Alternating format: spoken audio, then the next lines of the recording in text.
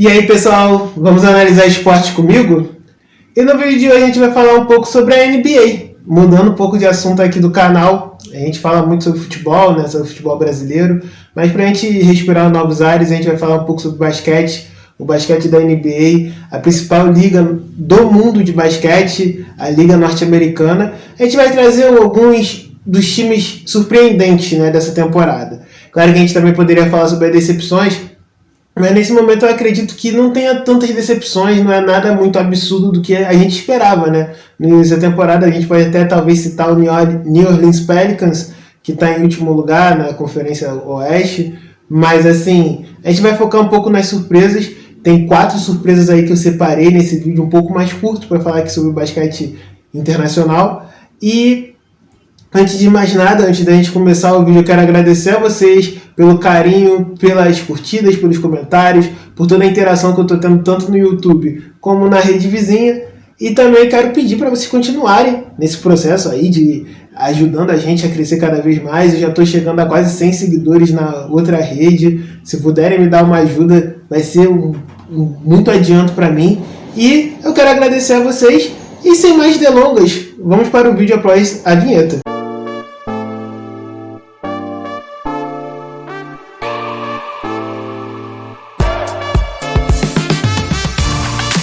E no vídeo de hoje a gente vai falar sobre a NBA. A gente já fez um vídeo sobre a NBA aqui no canal, lá na pré-temporada, antes do início da temporada. A gente deu alguns dos nossos palpites sobre quem poderia surpreender, quem seria o favorito até ao título. E hoje a gente traz aqui, depois de praticamente colocamos aí 2 meses de início de temporada, que começou em outubro, a gente já está em dezembro já, a gente coloca um pouco das nossas análises, né, dos resultados que estamos tendo até agora na temporada. A gente vai trazer 4 surpresas, 2 da Conferência Leste e 2 da Conferência Oeste, e assim a gente vai tentar explicar mais ou menos o porquê das escolhas, né? E a primeira escolha, a gente vai falar primeiro sobre a Conferência Leste. A primeira escolha que eu posso fazer aqui é do Detroit Pistons. Isso aí eu acho que é um fato. Eu acho que a comunidade do basquete está surpreendida com esse Detroit Pistons também, mas assim, é uma surpresa muito boa até. É o time que é líder na Conferência Leste, é um time que na temporada passada chegou até a lutar por um play-in, né? Assim, já demonstrava uma melhora, né? E aí, no caso, chegou um grande momento do Detroit, que é um local, né, que sofre muito, né, com os times, realmente, com as franquias que se tem ali naquele local ali dos Estados Unidos. Por quê? Detroit, como um estado, né, dos Estados Unidos, passou por uma recessão muito grande nos últimos anos em relação à economia. É uma cidade até meio que abandonada mesmo. Era uma cidade muito forte relacionada à indústria automotiva, porém foi meio que abandonada, meio que os investidores não viam tanto retorno de se investir no local. E assim, Detroit virou até em alguns pontos da cidade uma cidade fantasma realmente. E aí é muito difícil de você atrair jogadores para jogarem em Detroit, além da cidade ser muito perigosa até, em relação à rivalidade de gangues e tal nos Estados Unidos.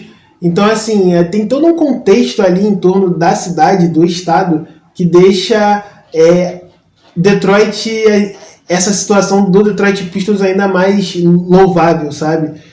Eles estarem em primeiro. E também faz muito tempo que o Detroit não tem esse canto dos cisnes. Assim, a gente pode falar que no início dos anos 2000 ali, o Detroit, quando foi campeão até, né, em cima do Los Angeles Lakers, o Detroit ele conseguia ter times fortes, fazer frente a outros times e até talvez ser um dos principais times da Conferência Leste. Porém, a partir dos anos 2010 e ali foi pouquíssimas vezes aparecendo em playoff, pouquíssimas vezes sendo destaque na sua conferência, tanto que ficou um tempo aí sem até disputar mais adiante a liga, até lutando pelos lugares de baixo, até os últimos lugares no Power Rank. E agora o Detroit vem se mostrando muito forte com Cade Cunningham, né? Tem Jalen Duren, outros caras que estão jogando um basquetebol muito bom, e são caras que ajuda muito o Detroit é que o processo, eles respeitaram, eu acho, o processo, né? Por que eu tô falando que eu acho que eles respeitaram o processo? porque assim, é um time, é uma base, talvez que é uma base que já se conhece há bastante tempo. Aliás, eles sofrendo grandes derrotas nesse processo de 4, 5 anos, né? Desde que esses caras foram draftados pela franquia, eles continuaram jogando juntos, continuaram se conhecendo. São caras que já jogam ali, já tem um entrosamento já de há algum tempo. Isso talvez nesse momento esteja ajudando bastante a franquia a estar onde está. E assim, a gente já via muito o Cade, a forma como ele jogava, a liderança que ele tinha em cima dos jogadores e a forma como ele era o líder técnico dessa franquia, desse time. E, cara, essa temporada é a melhor dele. Eu vejo muitas pessoas, muitas análises, dando ele talvez até como MVP da NBA, até, dependendo do que o Detroit faça aqui pra frente. Eu acho muito válido, porque a ideia do MVP da NBA não é talvez o melhor jogador do campeonato, assim, que eu quero dizer, não seja o que tem os melhores números, né? Agora sim, explicando melhor. A noção do MVP da NBA é o cara que foi mais valioso para sua equipe. Assim, claro que a gente tem nomes como Shai Gilgeous-Alexander, tem Nikola Jokic no Denver, que são caras que têm números maravilhosos e têm uma influência muito boa para sua equipe, para suas determinadas equipes. Mas a principal história para mim nessa temporada é do Cade e do Detroit Pistons, porque o Detroit era um time que talvez não era dado nem para ser ali top 5 do leste, e olha que a conferência do leste ela é um pouco esvaziada, né? Ela é um pouco, assim, até, entre aspas, não tem tanta força como a Conferência Oeste, por exemplo, se a gente fazer a comparação. Então, assim, às vezes tem equipes que vão para playoff na Conferência Leste com uma campanha negativa, por exemplo, ou campanha ali metade. E aí, se você colocasse essa campanha no Oeste, às vezes essa equipe estaria fora do play-in, fora do playoff, muitas vezes acontece isso no Leste. E assim, você vê que tem uma melhora muito grande, né, da equipe, da franquia, ao ponto deles estarem, muito, até bem à frente ali de todos e até na luta por uma vaga em playoff em primeiro lugar, o que traz uma esperança muito grande em relação ao mando de quadra no playoff, né, que é daqui a 5 meses, se manter assim, né, se não tiver nenhum absurdo acontecendo, e até tem uma grande esperança, talvez, da cidade de ver, talvez, o Detroit Pistons voltando a uma final de NBA, coisa que não acontece aí desde 2004, se eu não estou enganado, que foi até o último título do Pistons, e assim, seria especial demais, 2004, que faz 21 anos já que não acontece essa situação, que seria totalmente exclusiva e assim, totalmente especial, né, pro povo de Detroit ali. E seria muito especial para a NBA. E assim, é muito, muito bacana ver uma franquia ressurgir dessa forma. A minha segunda surpresa, né, é o Toronto Raptors, que é o time ali do Canadá, está em quinto lugar no leste. Assim, eu sei que a posição talvez ela não seja tão alta, né, mas o Toronto, ele é uma equipe muito engraçada, né, de se ver, porque não é uma equipe que tenha estrelas, e diferente igual do Detroit. Detroit a gente fala do Cade Cunningham, que está sendo dado até como MVP da temporada, mas o Toronto não tem nenhuma estrela, nenhum cara absurdo, colossal, que a gente possa, imaginar, até indo pro All-Star Games, alguma coisa assim. Porém, é uma franquia que tem uma base, um elenco muito correto, né? É uma equipe muito coesa, né? E que, é uma equipe de basquetebol, é uma equipe coletiva, que sabe se portar em diversas situações dentro das partidas. E isso ajuda muito aos seus jogadores a terem noção do jogo, a terem a noção de como se portar em cada momento do jogo, em cada parte do jogo. Até porque o basquete, você tem 4 tempos, mas nesses 4 tempos você tem mini fragmentos, né? Mini momentos de domínio técnico de outra equipe e domínio técnico de uma outra equipe também. É muito difícil ainda mais na NBA falando assim, é muito difícil você ter um jogo disparado assim, né? Com os placares disparados. Realmente é muito mais difícil disso acontecer.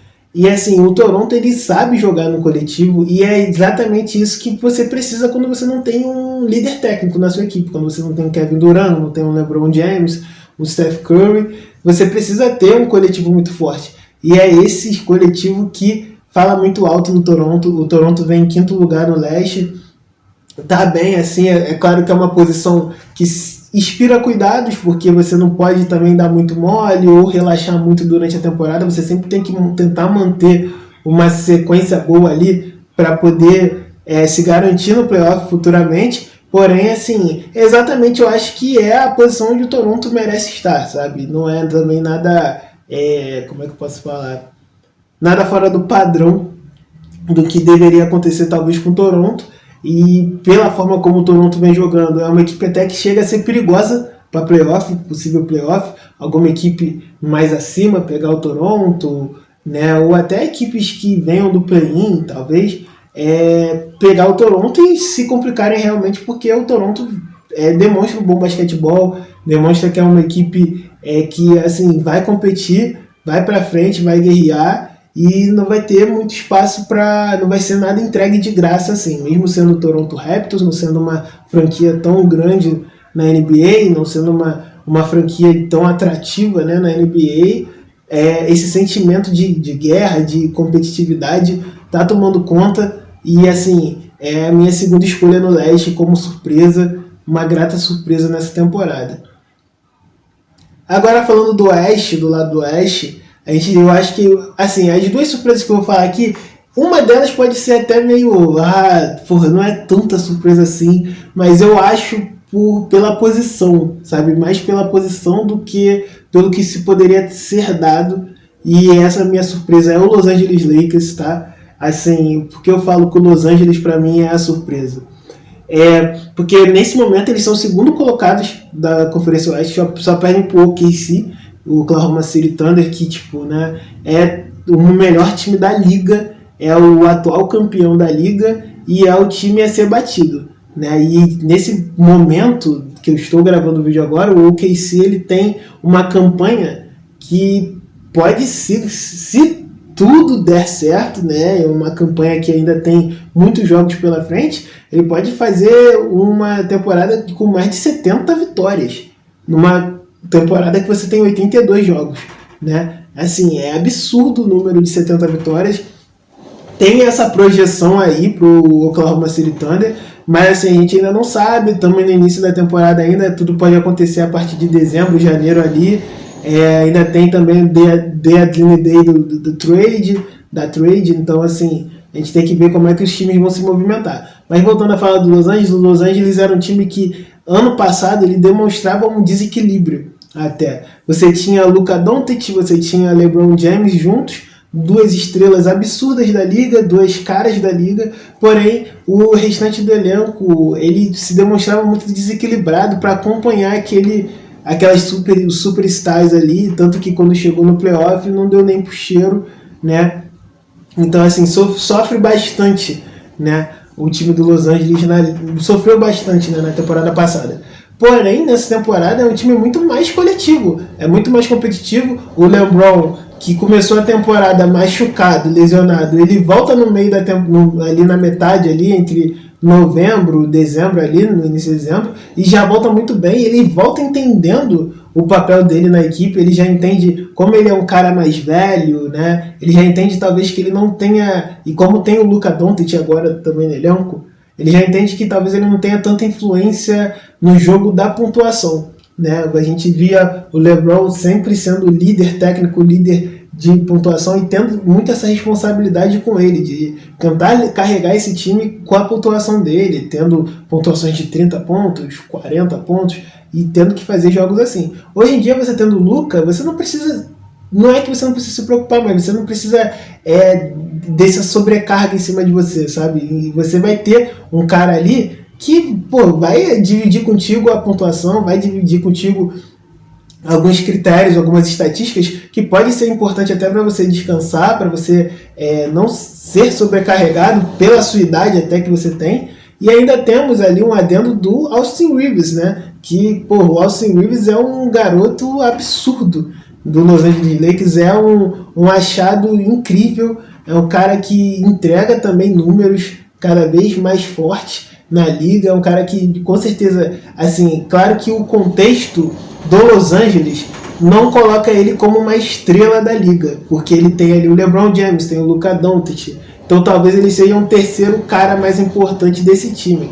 Mas com certeza se ele fosse para um time que não tenha nenhuma estrela, a gente falou do Toronto aqui, se ele fosse talvez para um Toronto Raptors, sabe? Ele seria a estrela ali da companhia, seria até poderia se tornar uma estrela da liga, porque com certeza ele seria sobrecarregado a pontuar, né?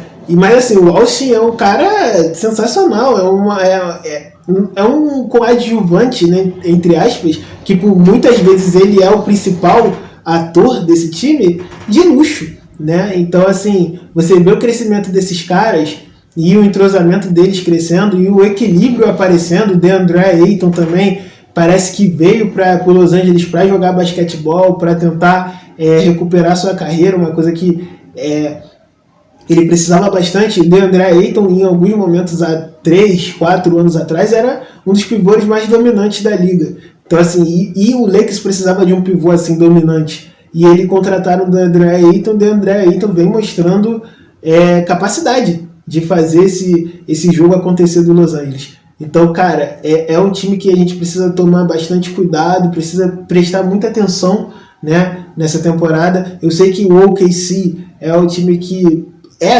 realmente a ser batido, é o time mais chato. Eu acho que até o Oklahoma é o que a gente pode comparar até com o Golden State antes da dinastia, né, ou até o Golden State na dinastia. E eles são muito jovens ainda, isso que assusta um pouco, mas o Lakers é um time que a gente precisa entender melhor essa temporada do Lakers aí, porque eu acho que pode aparecer alguma coisa interessante, pode sim, talvez até chegar em final de Conferência Oeste contra o Oklahoma, que seria especial para o Los Angeles, que não aparece desde a pandemia, né, desde 2020, se eu não estou enganado, que não aparece em uma final de NBA. E seria muito importante assim, para o LeBron, até na idade dele, tá chegando em finais, porque tá acabando, né? A gente sabe que tá acabando esse tempo. E a minha última surpresa da NBA, nesse momento, eu posso falar do San Antonio Spurs, né? O San Antonio, eu falo assim, surpresa, não é uma surpresa, mas não tanta, mas assim, o San Antonio, ele é engraçado porque é uma franquia enorme na NBA, só que passou por momentos muito tensos nos últimos anos, porque os seus principais jogadores se aposentaram, né? A gente tinha ali um tridente maravilhoso com Tim Duncan, Tony Parker e Manu Ginobili, eram 3 caras que faziam o jogo acontecer no San Antonio, mas aí todos se aposentaram, todos saíram do San Antonio, e aí o cara que era para tomar conta daquela franquia ali, que era para estar talvez até hoje na franquia, sendo a estrela da franquia, o Kawhi Leonard, ele sai também da equipe, e aí ele é trocado, e acaba que o San Antonio entra numa espécie de rebuild, realmente. Ele tem que tentar renovar o elenco, e assim, tem algumas escolhas muito ruins em drafts anteriores, porém, tem a grande escolha dos últimos anos, que é Victor Wembanyama, o francês, o alienígena, que, cara, ele é sensacional, a envergadura dele é sensacional, a altura dele é sensacional, e é um cara que tem essa altura toda e tem uma técnica absurda de jogo. Ano passado a gente já teve algumas amostras, temporada passada a gente já teve algumas amostras sobre como ele poderia influenciar a partida do Santo Antônio, porém teve a lesão grave dele, que acabou com a temporada dele, porém ele voltou agora nessa temporada, no início dela, e cara, já vem influenciando bem o Santo Antônio. O Santo Antônio já aparece ali entre os times de playoff. Outro cara que também que a gente tem que falar aqui, e é um atleta sensacional e talvez até muito subestimado, é o De'Aaron Fox. É um cara que, cara, ele tem ele é muito subestimado. Ele é muito subestimado pela liga. Eu entendo o contexto dele ser subestimado porque ele nunca jogou num grande centro, talvez, né? É um cara que sempre fez números altos quando estava no Sacramento Kings, porém nunca foi um cara de jogar em grandes centros, e também nunca foi um cara que chegou muito longe com o Sacramento, né? Em playoff também. temporada há pouco tempo atrás que o Sacramento era um time até muito bom, era uma equipe muito boa, porém parou pro Golden State. O Golden State acaba ganhando no playoff do Sacramento e acaba eliminando precocemente o Sacramento, que tinha até uma aura de time finalista, de conferência, talvez ali naquela temporada, porém não consegue.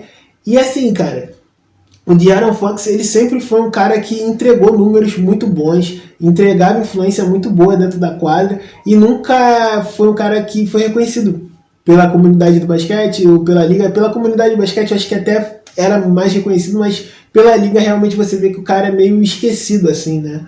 E assim, ele em Santo Antônio, eu acho que a mudança dele para Santo Antônio fez muito bem para ele, porque é uma franquia que, porra, tem uma popularidade maior, tem mais títulos, e é uma franquia que ela não quer ficar muito tempo sem disputar título, sabe? E assim, é uma oportunidade pro De'Aaron aprender bastante com o Greg Popovich, é uma oportunidade de fazer uma grande dupla com o Victor, né, nesse momento. E assim, cara, eu acho que o Santo Antônio pode ser uma pedra no sapato de algumas franquias aí no playoff futuro, em alguns momentos aí da temporada, porque é uma equipe que eu acho bastante perigosa, sabe? É muito perigosa ela. Tem alguns caras que podem mudar jogos e, assim, tem alguns jogadores importantes e tem a super estrela como o Vitor Wembanyama, que, cara, é sensacional. Ele pode vir a ser o nome da liga daqui a alguns anos. Então a gente já fala dele de uma forma bastante diferente, sabe? Então temos que ficar de olho nesse Santo Antônio. Talvez seja até um dos times mais perigosos de se enfrentar em pós-temporada, nessa atual temporada aí. Assim, times como o Oklahoma, o Los Angeles Lakers, que eu falei anteriormente, que é um dos líderes da Conferência Oeste, tem que ficar de olho nesse Santo Antônio aí. Assim, eu só ia falar das surpresas, né? A gente tem que falar que alguns só abrem um espaço um pouco para as decepções. A gente pode falar do Dallas, né? Que, assim, como eu falei lá no início, assim, lá no outro vídeo, o Dallas eu realmente achava que não seria essa equipe a evoluir, não seria essa equipe, essa franquia que conseguiria mostrar muita coisa. Teve algumas movimentações erradas na temporada passada, que a gente já falou bastante aqui, e assim, o Dallas para mim é uma das maiores decepções. No lado leste eu posso falar do Indiana Pacers, mas é entendível a situação do Indiana. O Indiana eu acho que realmente é uma temporada para ir para rebuild. É um time que chegou na final da NBA do ano passado, porém não consegue manter o ritmo, não consegue manter o nível. Teve a lesão do Tyrese Haliburton também, então assim, é uma lesão muito grave, que ele fica fora da temporada, é o principal jogador do Indiana, e a franquia sentiu muito esse baque, essa perda, né? Então, assim, acaba que nesse momento é uma das últimas franquias do leste, não deve ir para playoff, é uma temporada perdida. O bom para o Indiana, que tem grande chance de pegar um draft bom na próxima temporada, ter ali uma posição bacana para poder tentar pescar algum grande talento, que seria até uma boa para ter um backup ali do Tyrese Haliburton. Da mesma forma para o Dallas que, assim, se a gente for parar para ver no papel, é uma equipe bastante forte. Se tiver uma adição de algum outro jogador, de algum outro talento aí no futuro, ou até uma trade, né, dependendo do que for, cara, pode mudar sim o barco do Dallas, mas eu acho que essa temporada já está bastante perdida. E o que você acha das surpresas da NBA? Quem que você acha que pode vir a surpreender mais ainda? E quem você acha que é a grande surpresa, né, nesse momento? E quem você acha que é a grande decepção? Quem você acha que nem vai chegar em playoff, vai ser a pior campanha da liga? Deixe seu comentário, compartilhe, interaja, ative o sininho para receber notificações, curta também. E se você ficou até aqui, muito obrigado e até já!